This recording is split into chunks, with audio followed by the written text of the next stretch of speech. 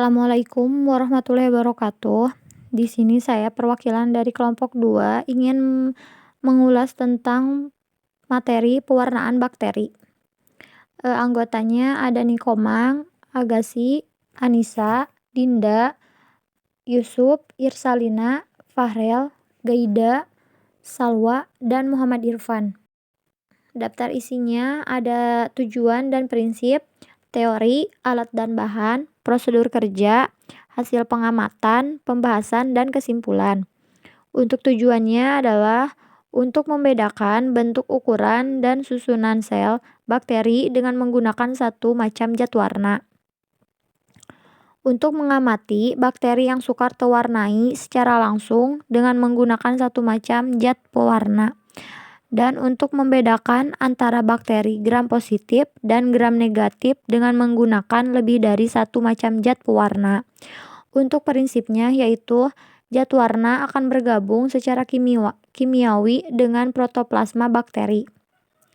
Untuk teorinya adalah teknik pewarnaan warna pada bakteri dapat dibedakan menjadi 4 macam, yaitu pengecatan sederhana, pengecatan negatif, pengecatan diferensial, dan pengecatan struktural. Pemberian warna pada bakteri atau jasad-jasad renik lain dengan menggunakan larutan tunggal suatu pewarna pada lapisan tipis atau olesan yang sudah difiksasi dinamakan pewarnaan sederhana. Prosedur pewarnaan yang menampilkan perbedaan di antara sel-sel mikroba atau bagian-bagian sel mikroba disebut teknik pewarnaan diferensial. Sedangkan pengecatan struktural hanya bisa mewarnai satu bagian dari sel sehingga dapat membedakan bagian-bagian dari sel. Termasuk dalam pengecatan ini adalah pengecatan endospora, flagela, dan pengecatan kapsul. Pewarnaan sederhana merupakan teknik pewarnaan yang paling banyak digunakan. Melihat dan mengamati bakteri dalam keadaan hidup sangat sulit, karena selain bakteri itu tidak berwarna, juga transparan dan sangat kecil. Untuk mengatasi hal tersebut, maka dikembangkan suatu teknik pewarnaan sel bakteri, sehingga sel dapat terlihat jelas dan mudah diamati. Oleh karena itu, teknik pewarnaan sel bakteri ini merupakan salah satu cara yang paling utama dalam penelitian-penelitian mikrobiologi. Pewarnaan asam dapat terjadi karena bila senyawa pewarna bermuatan negatif.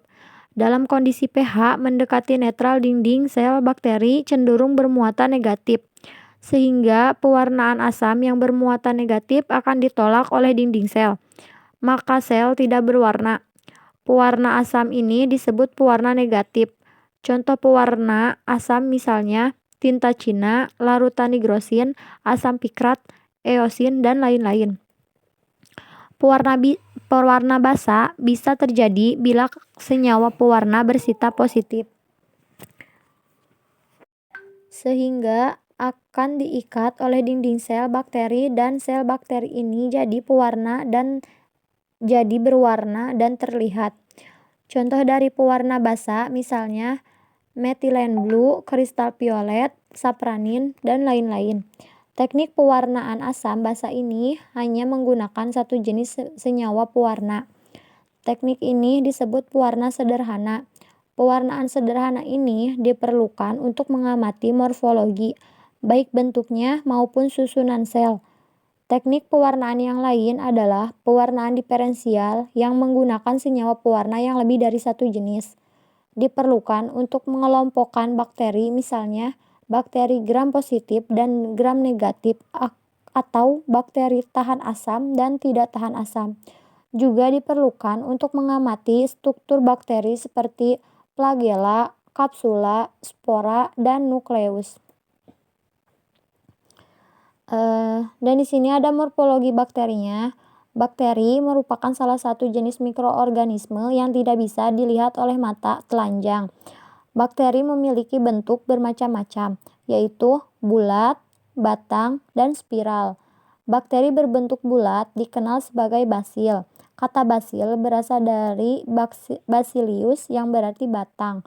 Bentuk basil dapat pula dibedakan atas satu bakteri bentuk batang, yaitu basil tunggal, yaitu bakteri yang hanya berbentuk satu batang tunggal, misalnya Salmonella typhi, penyebab penyakit tipus. Diplobasil, yaitu bakteri berbentuk batang yang bergandengan dua-dua. Streptobasil, yaitu bakteri berbentuk batang yang bergandengan memanjang membentuk rantai, misalnya Bacillus anthracis, penyebab penyakit antraks. Ya, untuk bakteri yang kedua berbentuk bola. Bakteri berbentuk bola dikenal sebagai kokus. Bakteri ini juga dapat dibedakan menjadi yang pertama monokokus, yaitu bakteri berbentuk bola tunggal, misalnya Neisseria gonorrhoeae, penyebab penyakit kencing nanah. Diplococcus, yaitu bakteri berbentuk bola yang bergandengan dua-dua, misalnya Diplococcus pneumonia, penyebab penyakit pneumonia atau radang paru-paru. Sarkina, yaitu bakteri berbentuk bola yang berkelompok 4-4 sehingga bentuknya mirip kubus. Streptococcus, yaitu bakteri bentuk bola yang berkelompok memanjang membentuk rantai. Staphylococcus, yaitu bakteri berbentuk bola yang berkoloni membentuk sekelompok sel tidak teratur sehingga bentuknya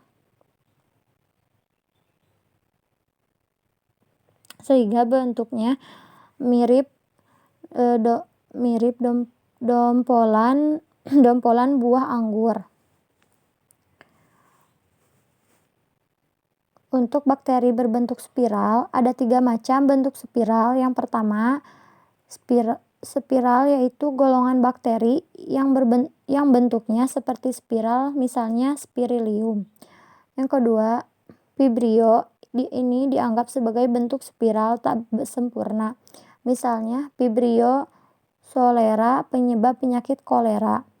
Spiroseta, yaitu golongan bakteri berbentuk spiral yang bersifat lentur.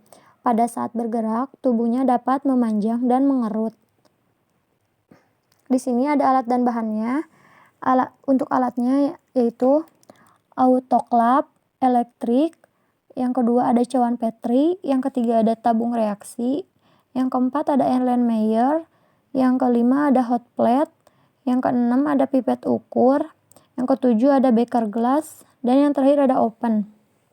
Untuk bahannya ada biakan bakteri. Yang kedua ada kristal violet, larutan iodin, etanol dan aseton, sapranin, nigrosin, metilen blue, aqueous, dan tisu. Selanjutnya ada prosedur pewarnaan untuk melihat morfologi. Yang pertama itu pewarnaan sederhana, di mana hanya menggunakan satu macam zat warna. Bisa menggunakan metilen blue, safarin, atau kristal violet. Prosedurnya adalah satu ose suspensi biakan bakteri itu diratakan di atas gas objek. Yang sebelumnya itu osenya itu difiksasi atau didekatkan dengan api. Kemudian ditetesi metilen blue 1-2 tetes. Biarkan selama 1-2 menit, kemudian cuci dengan air mengalir, sisa air dikeringkan dengan tisu, kemudian diamati dengan menggunakan mikroskop. Kemudian yang kedua ada pewarnaan negatif, di mana prosedurnya ini menggunakan zat warna nigrosin atau tinta Cina. Di antaranya adalah pertama teteskan nigrosin di ujung objek gelas, kemudian masukkan inokulasi dari ose. Kemudian objek gelas lain diletakkan di sebelah luar nigrosin dengan posisi miring 30 derajat. Kemudian geser perlahan hingga membentuk lapisan tipis dan diamati di bawah mikroskop dengan perbesaran 10x100. Kemudian ada prosedur pewarnaan diferensial. Yang pertama itu pewarna gram. Di sini menggunakan lebih dari 2 pewarna, di mana prosedurnya yaitu preparat olesan difiksasi, didekatkan dengan api, kemudian ditambahkan gram A, yaitu kristal violet. Ini merupakan pewarnaan pertama. Kemudian dibiarkan 20 detik, kemudian cuci 2 detik, terus ditambah dengan gram B atau larutan iodin. Ini fungsinya untuk mengikat pewarna pertama. Kemudian ditambah gram C atau etil alkohol.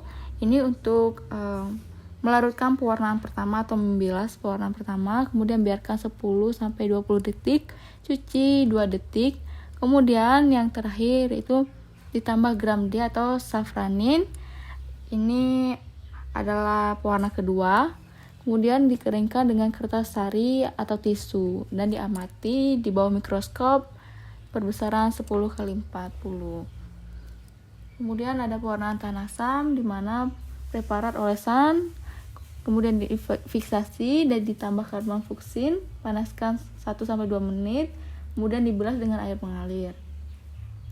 Selanjutnya ditambah alkohol asam, kemudian dibilas dengan air mengalir, ditambah dengan metilen biru, kemudian dibiarkan 10-20 detik, dicuci selama 2 detik. Kemudian diamati dengan mikroskop dengan perbesaran 10x100. Selanjutnya ada prosedur pewarnaan khusus. Itu yang pertama ada pewarnaan spora, di mana ada 2 cara. Itu pertama ada Saefer-Fulton, kemudian ada Dorner. Di mana untuk Saefer-Fulton.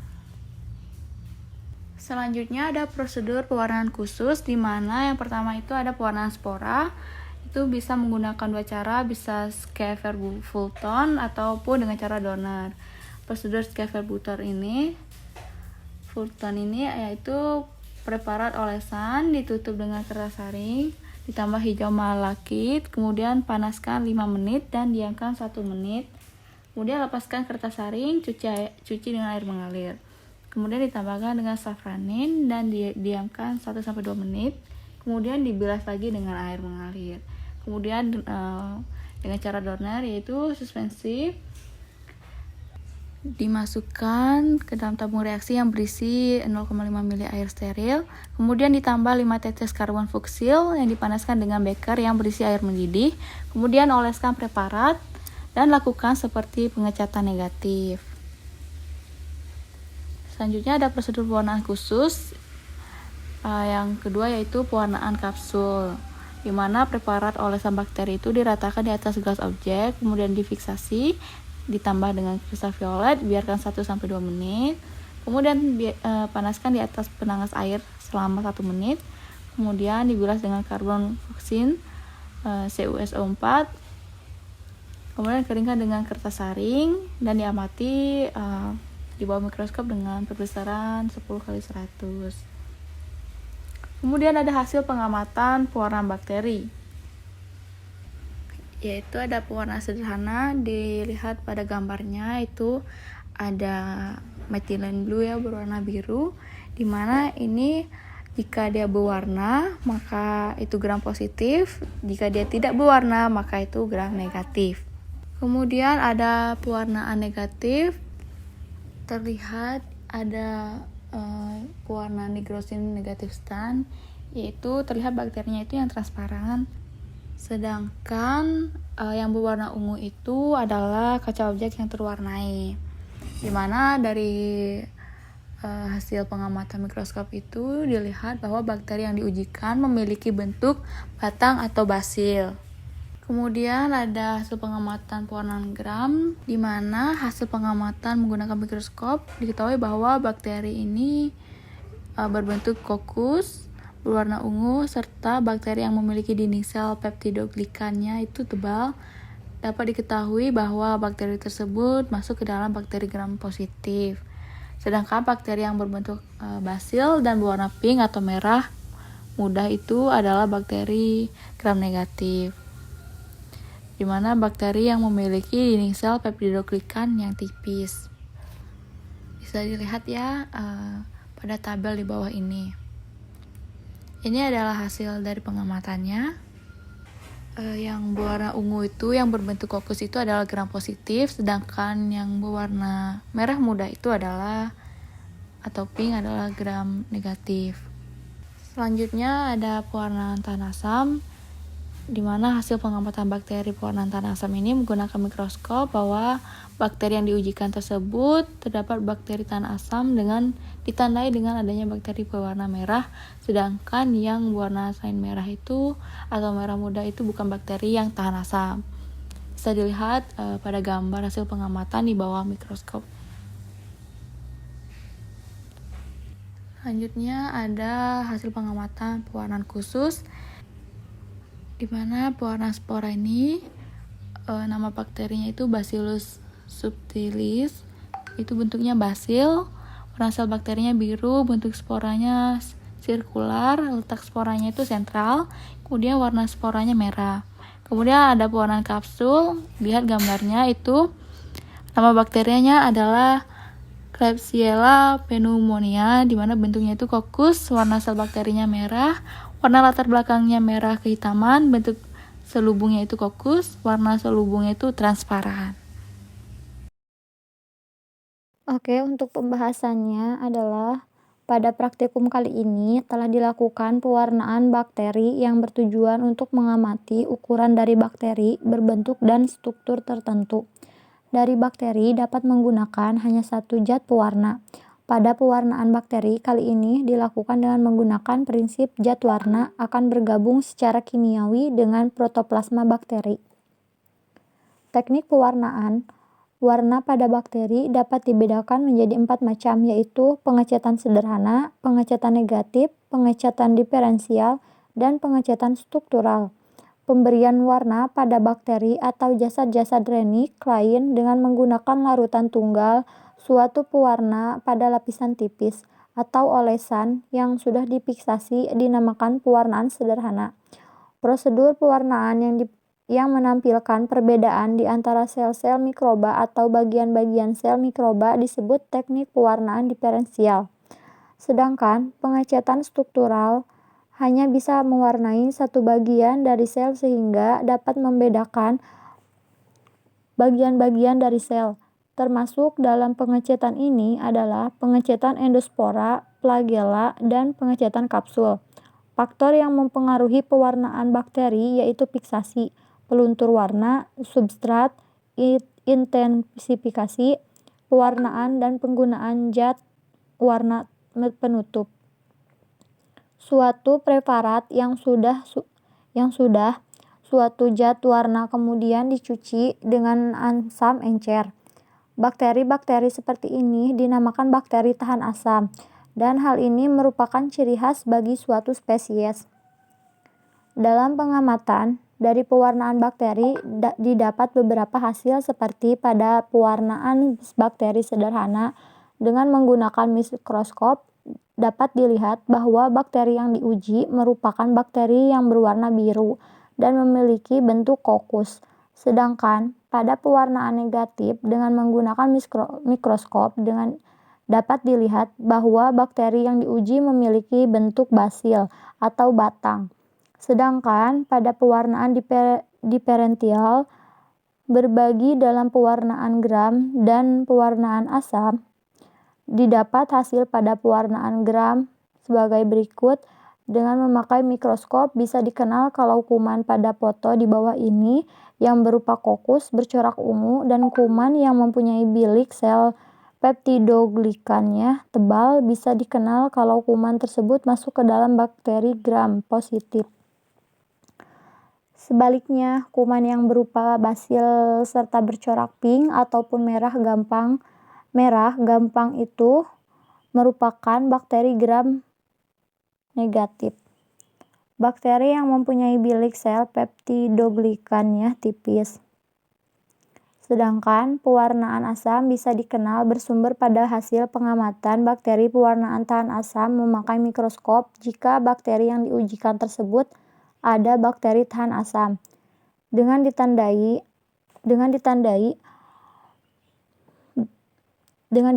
terdapatnya bakteri yang bercorak merah, sedangkan yang bercorak selain merah ataupun merah muda itu bukan bakteri yang tahan asam.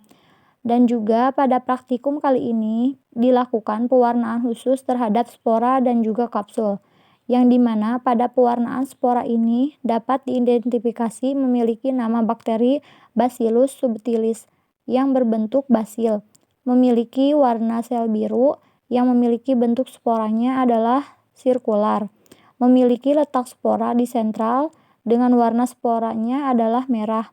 Sedangkan pada pewarnaan kapsul dapat diidentifikasi bahwa memiliki nama bakteri Klebsiella pneumoniae dengan berbentuk kokus, memiliki warna sel bakteri merah dengan warna latar belakang merah kehitaman. Berbentuk selubungnya adalah kokus dan memiliki warna selubung yang transparan. Untuk kesimpulannya, yang pertama, berdasarkan praktikum kali ini dapat disimpulkan bahwa pewarnaan digunakan untuk mengidentifikasi mikroorganisme khususnya bakteri. Untuk mengetahui morfologi dan susunan sel dapat dilakukan dengan pewarnaan sederhana dan pewarnaan negatif, di mana kedua metode ini hanya menggunakan satu macam pewarna. Pewarnaan sederhana bertujuan untuk membedakan bentuk, ukuran, dan susunan bakteri yang tahan panas. Dengan menggunakan satu macam cat warna,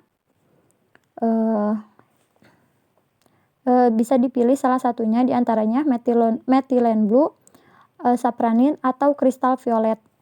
Pewarnaan negatif merupakan teknik untuk menentukan morfologi dan susunan sel bakteri yang tidak tahan panas dengan menggunakan cat warna nigrosin, tinta Cina, atau Congo Red.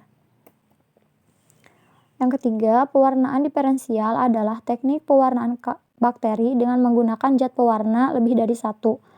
Pewarnaan gram bertujuan untuk membedakan antara bakteri gram positif dan gram negatif. Bakteri gram positif memiliki dinding sel yang tersusun dari lapisan peptidoglikan yang lebih tebal dibandingkan dengan gram negatif, sehingga bakteri gram positif mampu mempertahankan zat warna yang pertama diberikan, sedangkan warna bakteri gram negatif akan sesuai dengan zat warna yang terakhir diberikan.